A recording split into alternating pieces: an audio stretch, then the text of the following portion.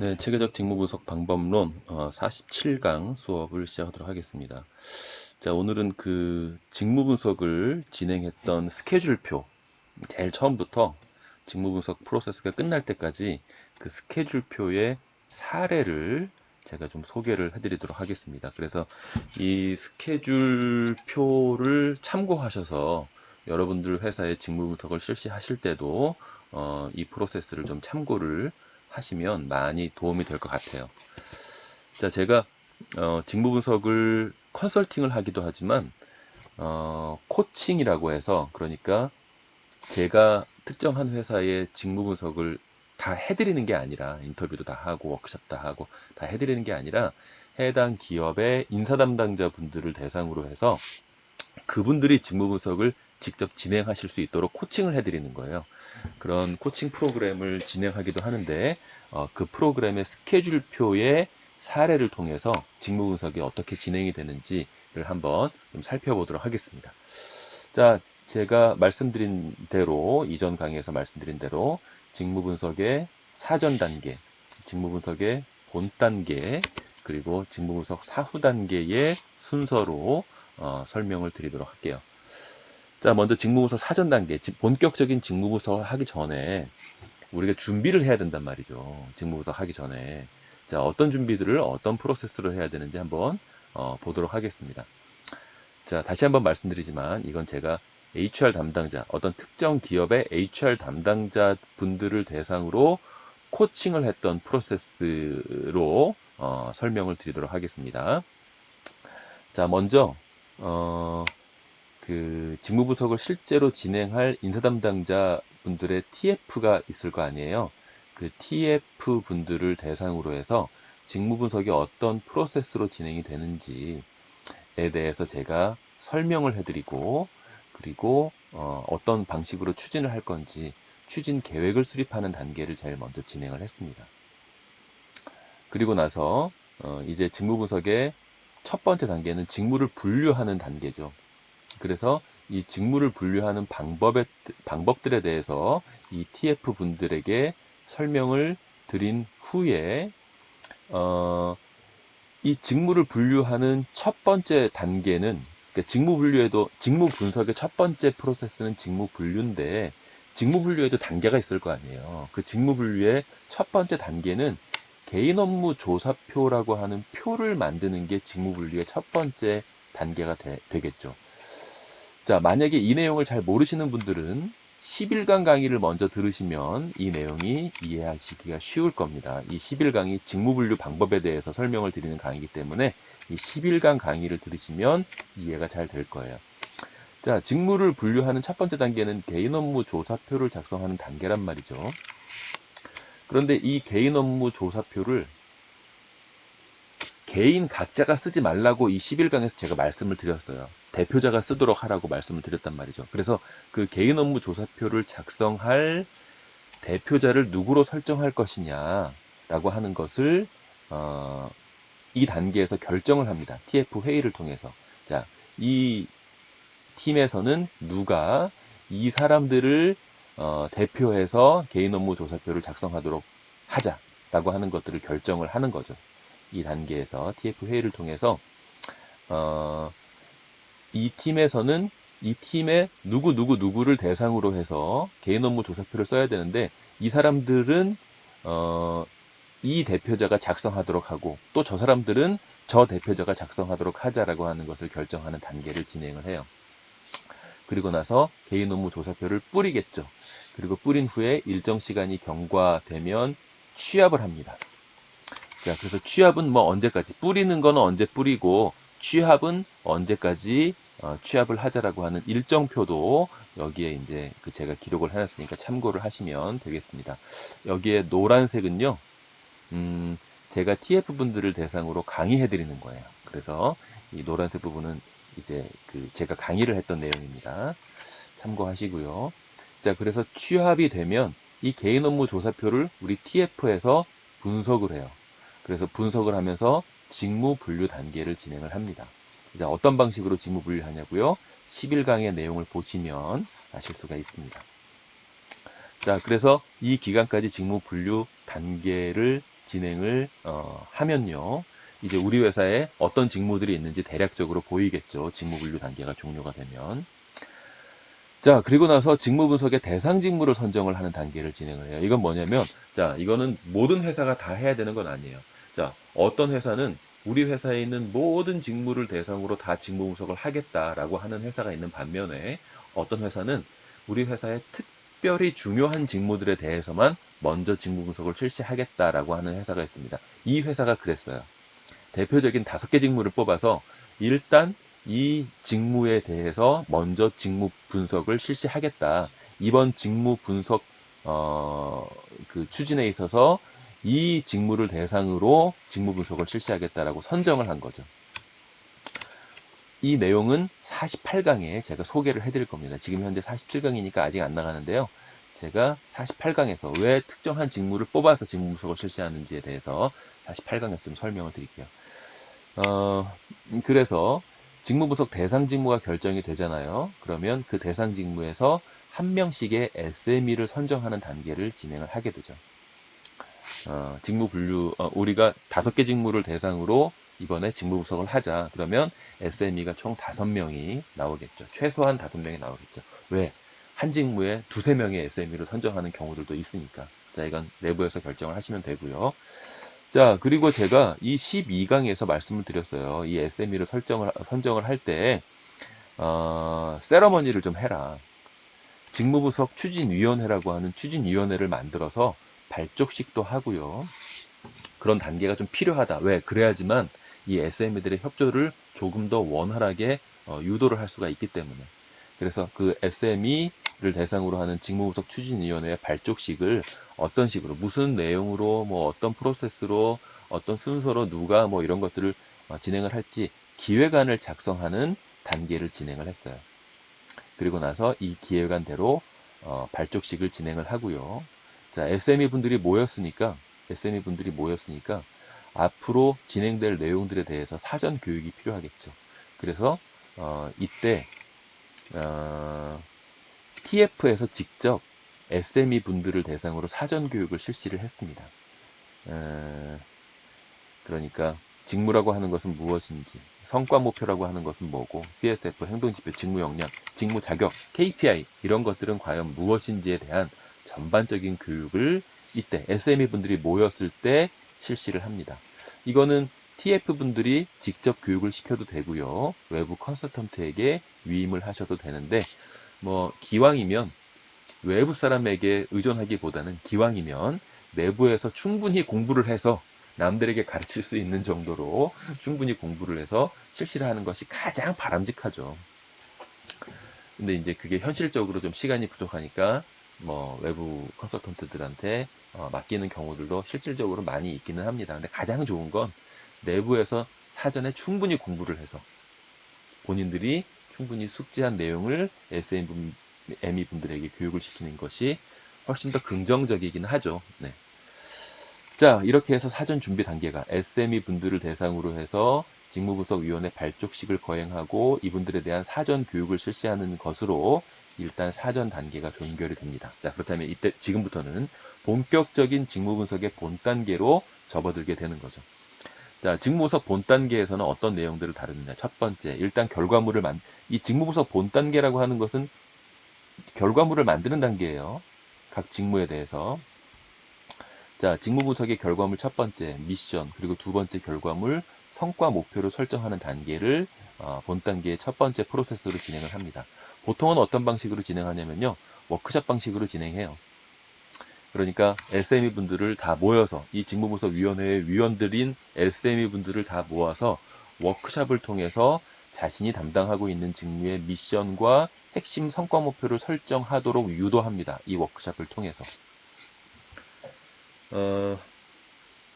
이 경우에는 이 워크숍을 진행할 때는 굉장히 고도의 지식이 필요하기 때문에 이 경우에는 제가 진행을 했는데 뭐 꼭 외부 사람에게 의존할 필요는 없어요. 아까 말씀드린 대로 충분히 TF에서 인사 담당자분들이 내용을 소화해서 인사 담당자분들이 직접 진행하게 되면 이분들은 이제 나중에 이 직무분석 컨설턴트로 활동을 하셔도 전혀 이제 손색이 없는 수준까지 다다를 수 있는 기회가 마련이 되는 거죠. 공부를 하게 되니까. 자, 그래서 일단 워크샵을 통해서 SME 분들을 대상으로 워크샵을 진행을 해서 각 직무의 미션과 성과 목표를 설정을 합니다. 그리고 나서 HR에서 설정한 내용들을, 여기서 설정한 내용들을 HR에서 검토를 하죠.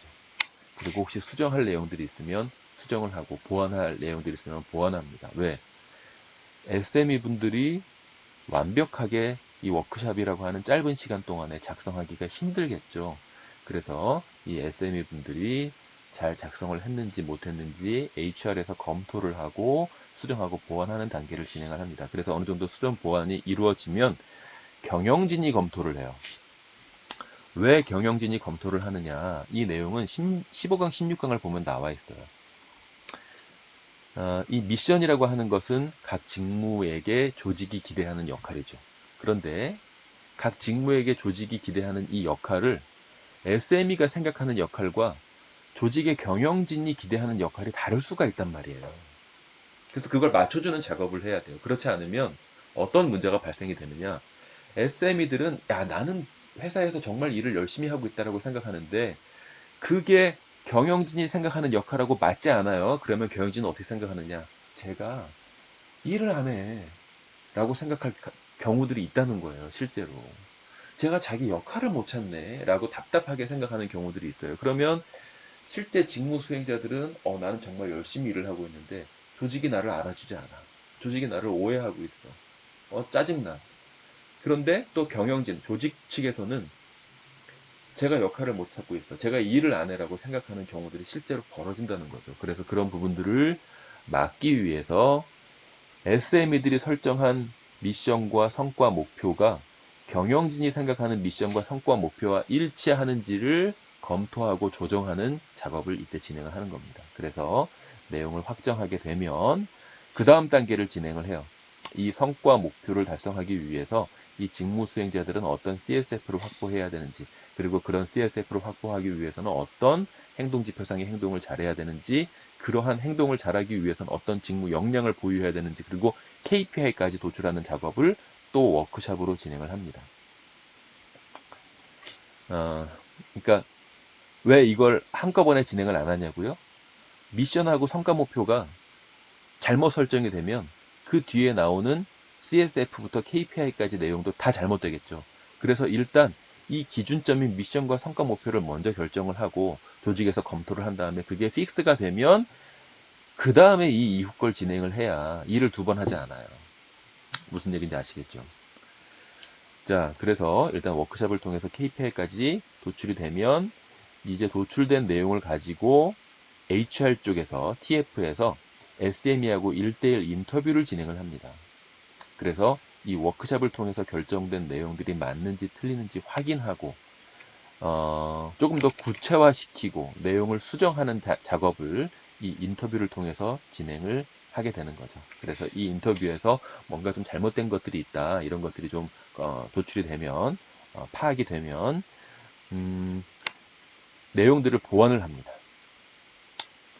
그래서 이 보완한 내용들을 가지고 직무 기술서를 작성을 하고요. 이 직무 기술서를 1차로 작성을 해요. 왜 1차라고 했느냐? 이 직무 기술서를 우리가 인터뷰를 통해서 보완된 내용으로 작성을 하잖아요. 그런데 이건 HR 쪽에서 작성한 거기 때문에 SME들은 그렇게 생각하지 않을 수도 있어요. 그렇잖아요. 우리가 SME하고 인터뷰를 통해서 했지만 인터뷰 때 다 확인을 받는 게 아니라 인터뷰 때 이 직무 기술서를 다 정리할 수가 없잖아요. 왜냐하면 표현도 다듬어야 되고요. 행동지표 같은 경우는 서술형이고 문장이 긴데 그런 표현들을 SME하고 있을 때 다 정리하기가 힘들거든요.